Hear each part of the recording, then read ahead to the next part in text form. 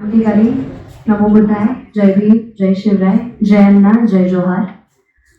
आज संपूर्ण महाराष्ट्राने मला कुठल्या जातीची, कुठल्या धर्माची, कुठल्या पंथाची मुलगी न मानता एक मुलगी म्हणून मला ऐकावं अशी माझी इच्छा आहे. सर्वप्रथम मी हे सांगू इच्छिते की माझा जन्म झालाय शिवनेरी किल्ल्यावरती, जिथे छत्रपती शिवाजी महाराजांचा जन्म झालाय.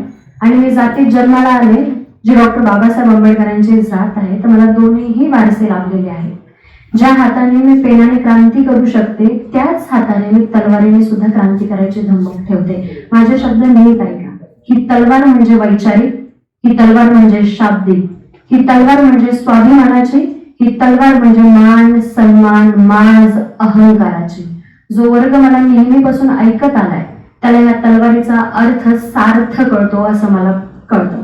मी एक लेखकही आहे, त्यामुळे मला स्वतःचे शब्द कसे, कुठं, कशा प्रकारे बोलायचे आहेत, कसे फिरवायचे आहेत, कुठे ट्विस्ट आहे, कुठे शेवट करायचा आणि कुठे क्वामा घ्यायचा हे चांगल्या पद्धतीने कळतं.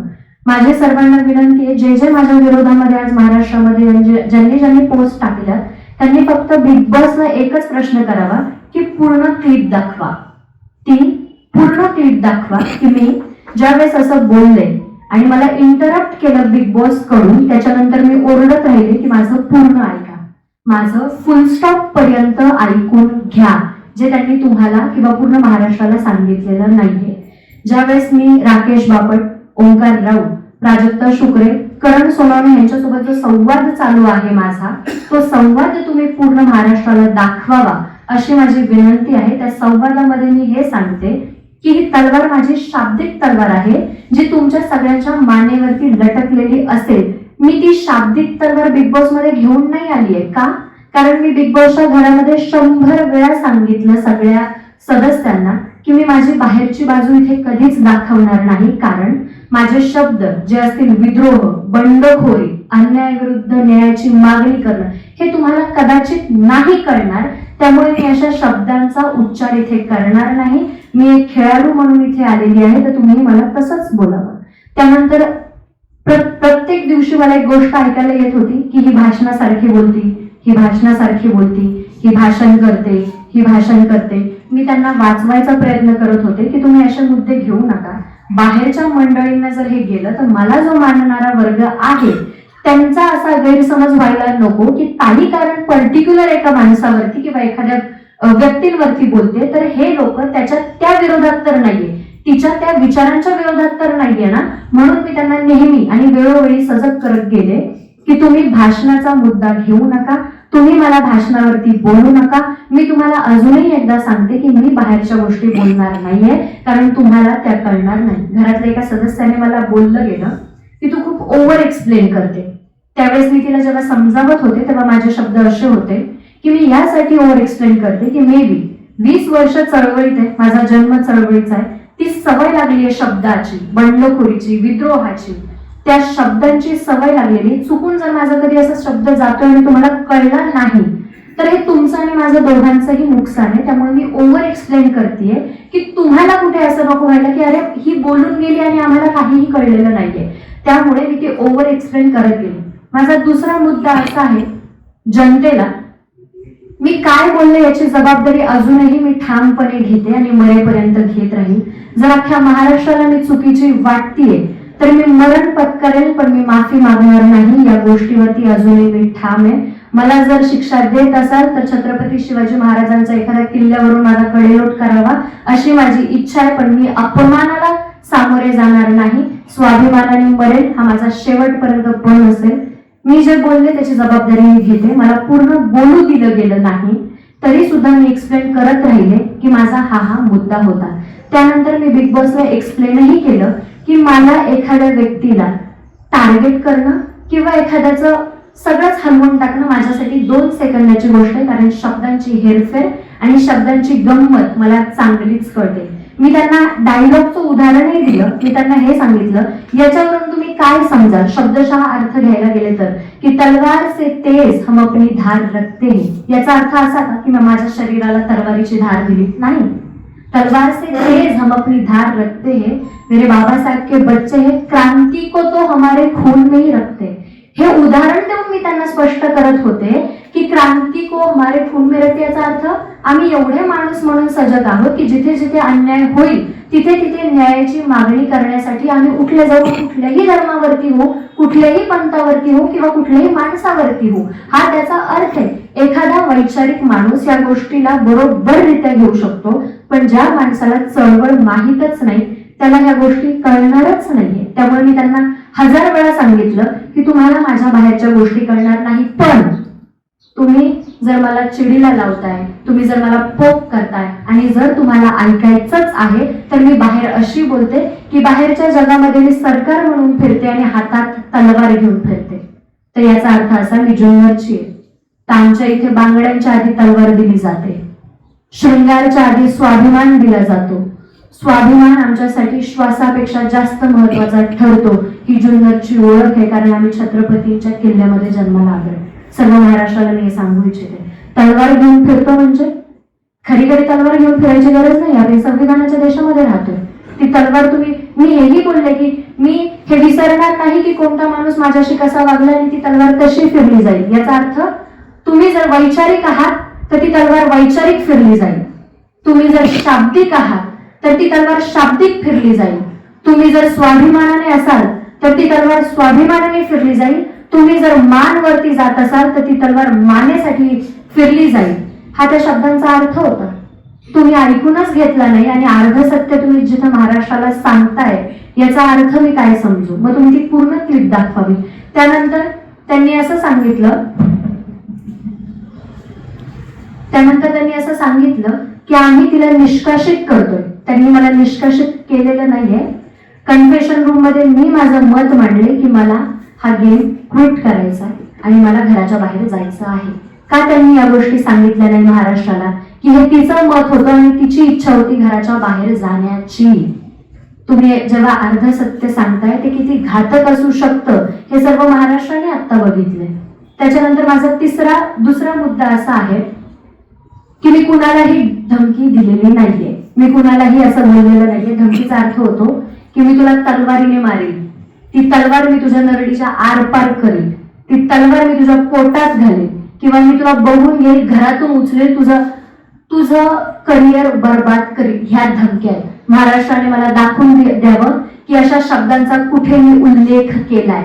समोरून जेव्हा ते मला म्हणतात की तू ही धमकी देतीये का, कारण मी बाहेरच्या गोष्टी सांगत होते, तर ही जातीवाद्यांसाठी मनुवाद्यांसाठी ही धमकीच ठरली जाते बाहेरच्या जगामध्ये. हा त्याचा अर्थ होतो. त्यानंतर मी त्यांना समजवायचा प्रयत्नही केला. त्यांनी समजलेलं नाहीये. यात माझी काहीही चूक नाही आणि मी अजूनही माझ्या मतावरती ठाम आहे. मी माफी मागणार नाही. माझ्या शब्दांचा अर्थ मला कळतो, माझ्या तलवारीचा अर्थ मला कळतो, ती तलवार कशी फिरली जाईल याचाही मला अर्थ कळतो. मी कुठेच असं बोललेली नाहीये की घरातल्यांवरती तलवार फिरली जाईल किंवा घरातल्यांवरती मी ती तलवार चालवेल. कुठेही असं नाहीये. महाराष्ट्राने मला दाखवून द्यावं, मी ते मान्य करेन. त्याच्यानंतर हा प्रचंड सेन्सिटिव्ह मुद्दा आहे. मी अजूनही सांगते, मी संविधानिक देशामध्ये राहते. डॉक्टर बाबासाहेब आंबेडकरांनी संविधानामध्ये सर्व धर्माला स्वतःचा धर्म जपण्याचा अधिकार दिलाय आणि आम्ही त्या अधिकाराची प्रचंड किंमत करतो आणि इज्जतही करतो. माझा मुद्दा अजूनही धार्मिक नाहीये. मी जात म्हणून पुढे कधी आलेली नाहीये. मी जेव्हा आंदोलन केलं त्यामध्येही जात कधी आणली नव्हती आणि मी घरामध्ये होते तेव्हाही मी पर्टिक्युलर जातीची आहे म्हणून वागली नव्हती. जर असं असेल तर मला दाखवून द्यावं महाराष्ट्राने. मला असं सांगायचंय, ज्यावेळेस एका माणसाचं आणि माझं भांडण चालू होतं बिग बॉसच्या घरामध्ये, तेव्हा चोरीचा मुद्दा आलेला आणि मी त्याच्या विरोधात उभी राहिली होती. मी माझं ठामपणे मत सांगितलं होतं की चोरी ही वृत्ती आहे आणि त्या वृत्तीच्या विरोधात मी आहे. मग कोणी ती चोरी कुठल्या भावनेने केली याच्याशी मला काहीही घेणं देणं नाही. चोरी आहे माझ्यासाठी. समोरचा व्यक्ती माझा ऐकत नव्हता, त्याच्यामुळे मी उदाहरणासकट त्याला हे सांगितलं की एखादा माणूस जर खून करून येतोय तर माझ्यासाठी तो गुन्हेगारच असेल. मग त्याने खून करू किंवा चोरी करू, भारतीय संविधानामध्ये हा माझा शब्द गेला होता बिग बॉसच्या घरात असताना. भारतीय संविधानामध्ये प्रत्येक गोष्टीला, प्रत्येक गुन्ह्याला एक आहे की तुम्ही शिक्षा आहे प्रत्येक गुन्ह्याला. त्यानंतर बिग बॉसची अनाउन्समेंट झाली की दिव्या तुम्ही संविधान हा शब्द बिग बॉसच्या घरात वापरू शकत नाही. त्यानंतर मी त्यांना हे सांगितलं की रेफरन्स म्हणून मी सांगतेय सर, कारण त्यांना कळतच नाहीये. तर त्यांचा रिप्लाय असा होता की आता तुम्ही मला शिकवणार. त्याच्यानंतर मी शांत बसले. पण त्याच्या काही दिवस आधी ज्यावेळेस गणपती बाप्पांचं बिग बॉसच्या घरामध्ये आगमन झालं, त्या गणपती बाप्पांना माझा भाऊ, मी ज्याला भाऊ मांडले, राकेश बापट, हा जेव्हा मूर्ती बनवत होता त्याच्या बाजूला मी उभी होते आणि माझा आनंद गगनात मावत नव्हता, कारण मी माझ्या भावाला मूर्ती बनवताना बघत होते. गणपती बाप्पाच्या डोक्यावरती लागलेली जे मुकुट आहे ते माझ्या ज्वेलरी मधून आहे. गणपतीच्या बाप्पाच्या कानामध्ये जो डूल आहे तो माझ्या ज्वेलरीमध्ये. मी सर्वांचा मान सन्मान ठेवला. ज्याची जशी भावना आहे त्याला मीही प्रतिसाद दिला. मग तुम्ही जेव्हा बिग बॉसच्या घरामध्ये काही नियमांपैकी असे नियम आहेत की तुम्ही धार्मिक, राजकीय आणि अशा गोष्टी, वैचारिक अशा गोष्टी नाही सांगू शकत, मग तुम्ही एका समाजाकडे न्याय करताय आणि माझ्यासोबत अन्याय करत नाहीये का? जे मी संविधानाला माझं सर्वस्वी मानते, माझं श्रद्धास्थान मानते, माझ्यासाठी श्वासापेक्षा जास्त मी संविधान जपते, कारण तिथून न्याय मिळतो, ही माझी भावना आहे संविधानाकडे. मग तुम्ही मला संविधान असे शब्द वापरू नको हे जेव्हा बोलता तेव्हा तुम्ही माझ्यासोबत अन्याय करत नाहीये का? हा प्रश्न मला अखंड महाराष्ट्राला विचारायचा आहे. तुम्ही नेहमी आमच्या समाजाला हे म्हणता की अरे हे बघा आता अॅट्रॉसिटी करतील, अरे हे बघा आले स्वतःची जात घेऊन, अरे हे बघा आले जातीचा मुद्दा करायला. अॅट्रॉसिटीची गरज पडलीच नसती जर तुम्ही आम्हाला माणूस म्हणून जगण्याचा अधिकार दिला असता. अॅट्रॉसिटी आम्ही त्यासाठी, बाबासाहेबांनी त्यासाठी दिली आहे की बाबा गुन्हे कमी होतील, जातीवाद कमी होईल, अन्याय होणार नाही, एका पर्टिक्युलर वर्गाला शोषित, पीडित, खंडित म्हणून तो राहणार नाही. पण जर तुम्ही शोषित ठेवलं नसतं, पीडित ठेवलं नसतं, वंचित ठेवलं नसतं, खंडित ठेवलं नसतं आणि त्या समाजावरती अन्याय केला नसता तर अॅट्रॉसिटीची गरजच लागली नसती. या गोष्टी मी बाहेर आणि 24 वर्षाची मुलगी येऊन महाराष्ट्राला सांगणं कितपत योग्य? ज्या महाराष्ट्राचा वारसा लाभलेला आहे, छत्रपती शिवाजी महाराजांचं स्वराज्य प्रत्येक धर्मातल्या माणसांनी त्याला निर्माण केलंय, अशा महाराष्ट्रामध्ये येऊन मला जर तुम्हाला हे सांगायची गरज पडतीये की अॅट्रॉसिटी का आहे, तर मला खरं सांगा, आपण कमी नाही पडत आहे का या गोष्टींमध्ये? माझा तिसरा मुद्दा, एका समाजाच्या भावना जपल्या गेल्या जिथं बिग बॉसचे नियम होते की धार्मिक, सामाजिक, राजकीय गोष्टींचा उल्लेख केला जाणार नाही. पण मी बिग बॉसच्या टीमला हे सांगून गेले होते की माझा वैचारिक वारसा आहे, मी विचारवंतांना सांगते, तर माझ्याच्याने बाकीच्या गोष्टी होणार नाही. मी नाचू बिचू शकत नाही किंवा मी बाकीचा कंटेंट देऊ शकत नाही. माझा कंटेंट म्हणजे वैचारिक गोष्टींचे विचार महाराष्ट्रात मांडणे. भले तुम्ही या लाता नाकारत असाल तर मी माझा गेम पुरती ठेवल आणि गेम खेळेल मी माझा, आणि मी तेच केलं. माझा अजूनही विरोध कुठल्याही धर्माला नाहीये, पण तुम्ही एका बाजूच्या भावना जपताय आणि माझ्या भावना जपल्या जात नाहीये, तर मी माझ्यावरती झालेला हा अन्याय समजते. माझा तिसरा मुद्दा,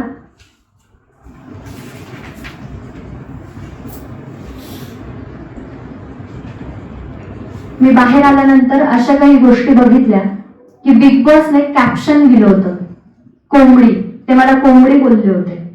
जी मुलगी महाराष्ट्रात राहते, जिथं छत्रपती शिवाजी महाराजांनी दरबारात आलेल्या बाईला खण, नारळ देऊन रिटर्न पाठवलेलं आहे.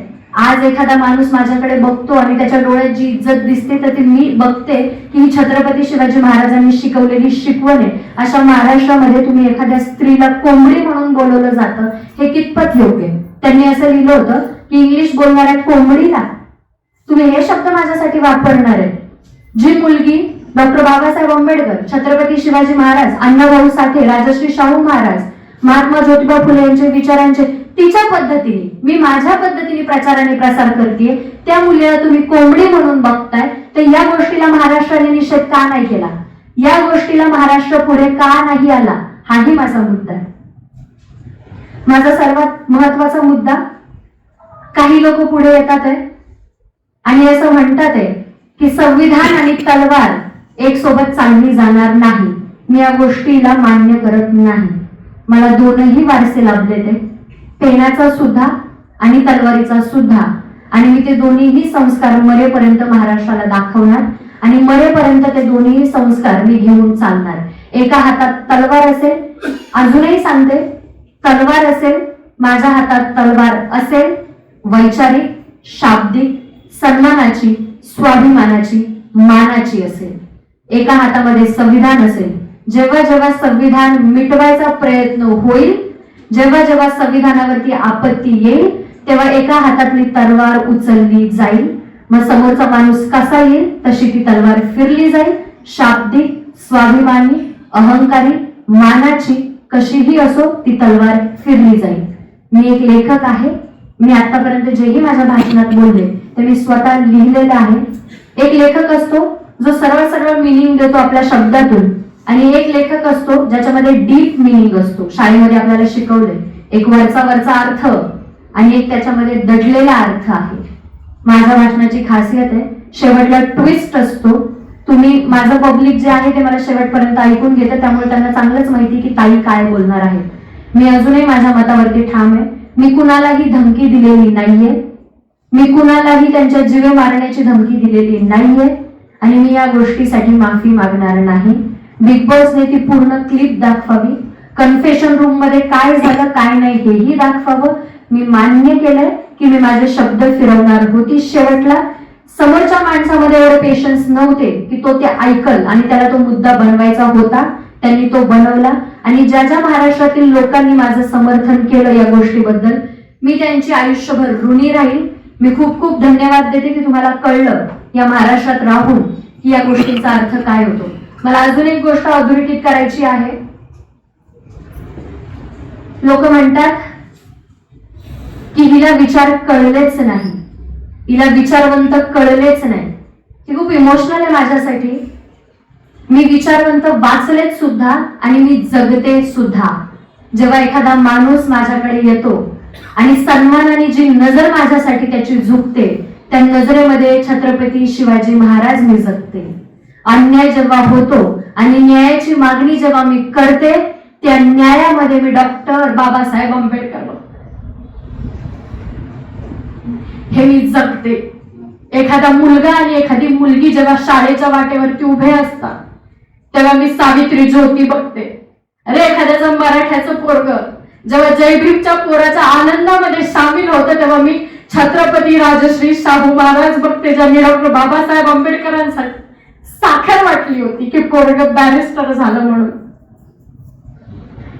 जेव्हा आपण म्हणतो ना ही मुंबई माझी आहे, गर्वाने जेव्हा म्हणतो अरे ही मुंबई आमची आहे, त्या लेखणीत मी अण्णाभाऊ साठे बघते.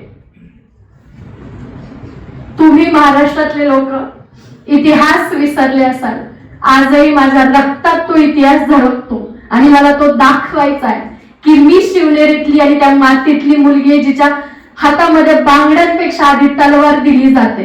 स्वतःच्या संरक्षणासाठी, स्वतःच्या सन्मानासाठी, स्वतःच्या मानासाठी ती तलवार नेहमी उठली जाईल. ज्या ज्या लोकांनी माझं समर्थन दिलंय मी प्रचंड आभारी आहे तुमचे की तुम्हाला हे कळतं. ज्या ज्या वेळेस एखाद्या मुलीवरती अन्याय होतो, बलात्कार होतो, ती तलवार उठली जात का नाही हा प्रश्न मला महाराष्ट्राला उचलायचा. आणि तुम्ही मावळे म्हणून स्वतःला घेताय. एखाद्या मुलीचा अपमान तुम्ही कसा पचवू शकता. बोलले मी की ती तलवार आहे माझ्या हातात, पण ती तलवार का घ्यायची वेळ येते याचा कुणी विचार का नाही करत आहे. जिथं जिथं अन्याय होतो तिथं तिथं तलवार ही उचलली जाणार जाणार आणि जाणार. या शब्दावरती मी मरेपर्यंत ठाम होते, आहे आणि राहील. मला अजून एक मुद्दा सांगायचा आहे की ज्यावेळेस ते मला म्हटले की संविधानाचा उल्लेख करू नका, मी संविधानाचा उल्लेख यासाठी केला होता की ते संविधान भारताचं आहे, ज्याला कुठली जात नाहीये, ते धर्मनिरपेक्ष आहे. या भावनेतून मी तो शब्द उच्चारला होता. तर जेव्हा तुम्ही असं म्हणताय की संविधान तुम्ही शब्द वापरू नका, तेव्हा तुम्ही पहिली गोष्ट एक अधोरेखित करताय की तुम्ही अजूनही समजताय की ते संविधान एका जातीचं आहे, एका जातीचं आहे हे अजूनही तुम्ही अधोरेखित करताय कारण तुम्ही मला तो शब्द उच्चारू दिला नाही. दुसरी गोष्ट, तुम्ही त्याचा स्वीकार करत नाहीये हे या गोष्टींमधून सिद्ध होतं आणि त्याचं एक्सप्लेनेशन तुम्ही द्यायला हवं. कारण माझ्यासाठी संविधान हे श्रद्धास्थान आहे, ते कुठल्याही एका जातीसाठी नसून ते भारत देशाचं आहे. असं नाहीये कारण मी वैचारिक मुलगी आहे आणि मला महाराष्ट्राला जो इतिहास आहे तो सांगायचा आहे. त्यांनी मला सांगितलं या मंचाचा वापर तुम्ही असा करा की महाराष्ट्रातील जास्त लोकांपर्यंत तुम्ही तुमचे विचार सांगू शकता. मला जास्तीत जास्त लोकांना माझे विचार, माझा इतिहास मला सांगायचा होता. मला तो योग्य वाटला की कारण टेलिव्हिजन आहे आणि भरपूर लोक टेलिव्हिजन बघतात, तर एक चांगली संधी आहे माझ्यासाठी. भले तो कार्यक्रम कसा असू, पण माझ्यासाठी किंवा मी त्या कार्यक्रमाला कशी बघतीये, मला तो योग्य प्लॅटफॉर्म वाटला यासाठी की मी माझे विचार तिथे मांडले. त्यानंतर मी त्यांना आधीच सांगितलं होतं की मी तिथे फक्त आणि फक्त माझे विचार सांगेन, पण त्यांनी माझा स्क्रीन टाइमच कमी केला. मी भरपूर अशा गोष्टी तिथे केल्या असतील, पण त्यांनी माझा पूर्णतः स्क्रीन टाइम कमी केला. त्यांनी मला दाखवलंच नाहीये. आपण बोललो होता की त्यावेळेस मी शेवटला असं बोलले की सर, मला क्विट करायचंय, मी याच्या पुढे कंटिन्यू करू शकत नाही. माझ्या मान आणि सन्मानावरती गोष्टी यायला लागल्या, हे पोक करतात ते मला वारंवार. तर मी स्वतः या गेमच्या बाहेर जाण्यासाठी इच्छुक आहे. आणि मला कळून गेलं होतं की ह्या गोष्टी माझ्यासाठी नाहीये. तुम्ही असं असतं ना की कुत्र्याची शेपूट किती तुम्ही 12 महिने नळीमध्ये ठेवा, ती वाकडीच राहते. ते मला जेव्हा कळलं त्यावेळेस मी असं की मी वॉकआउट करायचा प्रयत्न केला तिथून, की मला आता तिथे नाही थांबायचं. यासाठी तो सीन दाखवलाच नाही, त्यांनी दाखवलेला नाहीये. इव्हन ज्यावेळेस त्या बाकीचे लोक माझ्यावरती आले ही धमकी आहे धमकी म्हणून, त्यानंतर आमचं जे कॉन्व्हर्सेशन आहे तेही त्यांनी दाखवलं नाही. तिथंही मी माझा मुद्दा क्लिअर केलेला आहे की मला काय बोलायचं होतं. प्राजक्ता शुक्रे म्हणून आहे, त्यांनी मला सांगितलं की तू असं बोल की शब्दांची तलवार. तेव्हा मी तिला म्हणते, अगं तुला सांगायची गरजच नव्हती, कारण माझ्या डोक्यातच ते होतं. मी तेच बोलणार होते, पण थांबून बोलणार होते. हेही तिथं आहे, ते जे त्यांनी दाखवलेलं नाही. त्यांनी सांगितलं की राकेश बापट साक्षीदार या सगळ्या गोष्टी. हो आहे ना, राकेश बापट साक्षीदार. मग तुम्ही ती क्लिप बाहेर का नाही काढत आहे? ज्यावेळेस राकेश बापट, ओमकार राऊत, करण सोनवणे, प्राजक्ता शुक्रे, आमचं जे बोलणं चालू आहे कन्फेशन मध्ये जायच्या आधी, ते तुम्ही का नाही दाखवते? तिथं मी ओरडून बिग बॉसला असे हात करून म्हणते की सर तुम्ही माझा फुल स्टॉप पर्यंत ऐका, मला काय बोलायचंय ते ऐका. ह्या अर्धच घेऊन पळाल्या ते. आणि मी राकेश बापट यांना म्हणती पण आहे की बघ, यांना ऐकायची सवय नाहीये, ह्या अर्धच घेऊन पळतात ते. आणि मला या गोष्टीचा चांगला एक्सपिरियन्स आहे की ह्या अर्धच करणार आहे. तिला ट्रिगरच झालंय ते. तू पूर्ण तर ऐक. समोरच्या माणसाचं जोपर्यंत तू पूर्ण ऐकत नाहीये, तू कशा आरोप करू शकते? समोरच्या माणसाचं मतच जर तुला माहित नाहीये आणि तू त्याला जज करायला जाताय, तेव्हा तुम्ही मूर्ख ठरले जाताय. यात माझी काही चूक नाहीये. या निर्णयाला राकेश बापट इतर सदस्यांनी विरोध दर्शवलाच नव्हता. जो आम्हाला टीव्ही जो सीन दाखवला, त्यांनी माझ्या गोष्टीला विरोधच दर्शवला नाही, कारण मी क्लिअर होते त्यांना की मी हे बोलणार होते. त्यांना जेव्हा ते कळलं त्यावेळेस ते बिग बॉसला सुद्धा समजवायचा प्रयत्न केला आणि बाकीचे जे लोक आहेत त्यांनाही समजवायचा प्रयत्न केला. आता मी आधीच सांगितलं होतं त्यांना, मी घरामध्ये 100 वेळा सांगितले की मी बाहेरच्या गोष्टी बोलणार नाही, कारण तुम्हाला त्याचे अर्थ जुळणार नाही. ह्या गोष्टी मी 100 वेळा आतमध्ये क्लिअर केल्या. ते मी बोलली सुद्धा होती की तुम्ही याचा वेगळा अर्थ घ्याल. मग जर तुम्ही सगळे जरी माझ्या विरोधात उभे, पण मी आधीपासूनच क्लिअर आहे ना तुम्हाला की तुम्हाला या गोष्टीचा अर्थ कळणार नाहीये. मी ऑलरेडी क्लिअर केलं. घरातल्या इतर सदस्यांना अशी भीती होती की ते जर बिग बॉसच्या विरोधात बोलले त्यांना सुद्धा तुमच्यासारखं घराबाहेर काढलं जाऊ शकतं अशी. ऑब्व्हियसली का नसेल भीती? आतमध्ये जेव्हा होत होतं बिग बॉसची अनाउन्समेंट, तेव्हा सगळे sorry sorry big boss, sorry big boss, sorry big boss करत होते. मी नाही केलं. का करू? मी माझ्या मतावरती आलेली आहे. माझं व्यक्तिमत्व आहे, माझी पर्सनॅलिटी आहे. तुम्ही चूक असेल तर सांगा, पण चूक सांगण्याची सुद्धा एक पद्धत आहे. आता तुम्ही मला शिकवणार का? म्हणजे सर हे बघा, हा निर्णय मी आता जनतेवरती सोडतीये, कारण आम्हाला नावच पडलेलं आहे की हे जिथं तिथं जाती घेऊन येतात, जिथं तिथं हे जातीवरती अॅट्रॉसिटी करतात, हे जिथं तिथं म्हटले की स्वतःची जात पुढे करतात. हा निर्णय महाराष्ट्राचा आहे. मला महाराष्ट्राला हे सांगायचं होतं की आम्ही जात घेऊन कधी आलोच नव्हतो.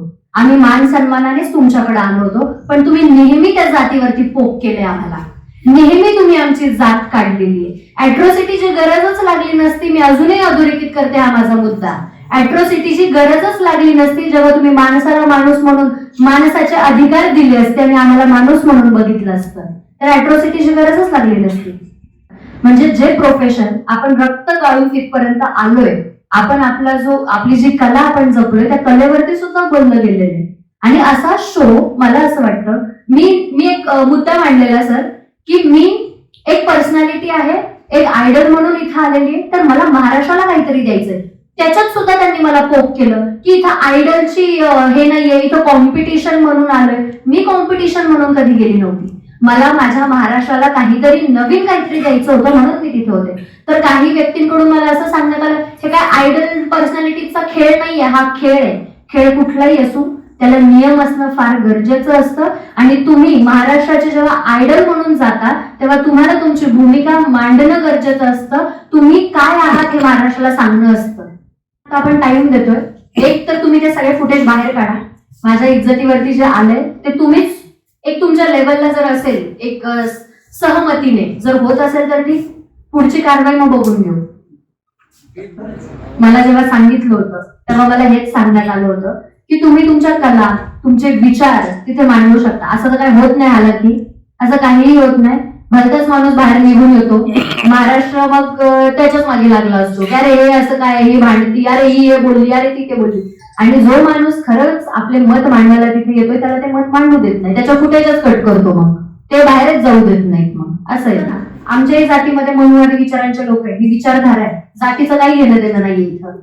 जातीचं घेणं देणंच नाहीये. विचारधारा कुठेही पनपते. मनुवादी विचारधारा कुठेही पनपते. ती आमच्याही जातीत आहे. मी तर खरं सांगते, आमच्याही जातीत मनुवादी विचारधारा आहे. याचा जातीशी काही संबंध आहे. पण याचा जातीशी काहीही संबंध नाही. पण मी तिथे जी गेली होती ते मी प्रॉपर वैचारिक विचारवंतांना सांगणारी मुलगी म्हणून गेली होती. मी कुठली सेलिब्रिटी म्हणून गेली नव्हती. बाकीचे आले असतील सेलिब्रिटीज म्हणून, पण मी एक महाराष्ट्राची लाडकी, महाराष्ट्राची वाघीण आणि वैचारिक मुद्द्यांवरती आणि जे ज्वलंत मुद्दे त्याच्यावरती भाष्य करणारी मुलगी म्हणून मी तिथे गेले होते. मी कुठली जात, धर्म, पंथ घेऊन तिथे गेली नव्हती. आता तुम्ही जे नाव घेतलं मला खरंच माहित नव्हतं ते काय आहे, पण त्यांचं आणि माझं असं काहीही बोलणं झालं नाही. प्रचंड भारी बॅकग्राऊंड आहे माझा, ज्या बॅकग्राऊंडला छत्रपती शिवाजी महाराजांचे विचार, डॉक्टर बाबासाहेब आंबेडकरांचे विचार, अण्णाभाऊ साठेंची लेखणी, महात्मा ज्योतिबा फुलेंची कणखर लेखणी, राजश्री शाहू महाराजांची मैत्री, इतक्या सगळ्या गोष्टी लाभलेल्या आहेत. बिरसा मुंडांसारखे विचार मला लाभलेत. हेच माझं बॅकग्राऊंड आहे. मला अजून एक गोष्ट महाराष्ट्राच्या जे माझ्या वयातले मुलं आहेत त्यांना सांगायचे, बघ मित्रांनो आणि मैत्रिणींनो, इतिहास विसरून चालणार नाही. इतिहास विसरून चालणार नाही. 4 ओळी मी त्यांच्यासाठी लिहिल्या होत्या, जे मी तेव्हाही बोलले. बिग बॉसच्या घरामध्ये त्यांनी तर दाखवलं नाही की मर्द रांगडा मातीचा तू, स्वाभिमानी मूळ निवासी आहे. मान तुझी तलवार आणि स्वाभिमान तुझी राणी आहे. झेलून अपमानाचे धडे ही छाती तुझी निधडी आहे. मूठ रणांगणात हे मैदान आता तुझंच आहे. फरक फक्त इतकाच, ही लढाई तुझी तुझ्याशीच आहे. हे आपल्या लोकांना कधी कळणार आहे? हे कधी आपण आपल्या युथला सांगणार आहे? त्यातली एखादी मुलगी जर येते तर त्याच्यातही तुम्ही माझ्यावरती एलिगेशन लावताय की मी तलवार घेऊन चालले. अरे तलवार माझ्यासाठी काय, किंवा माझा जो ऐकणारा वर्ग आहे त्यांच्यासाठी काय? वैचारिक माणूस जेव्हा तलवारीची उपमा देतो तर ती उपमा दिली कुणाला गेली हे बघा ना आधी. इतकंच मला सांगायचं. अचूक बातम्या, निपक्षपाती विचार, अन्यायाविरुद्ध वाचा फोडणारे परखड विचारांचे सार्वभौम दैनिक प्रजासत्ताक जनता.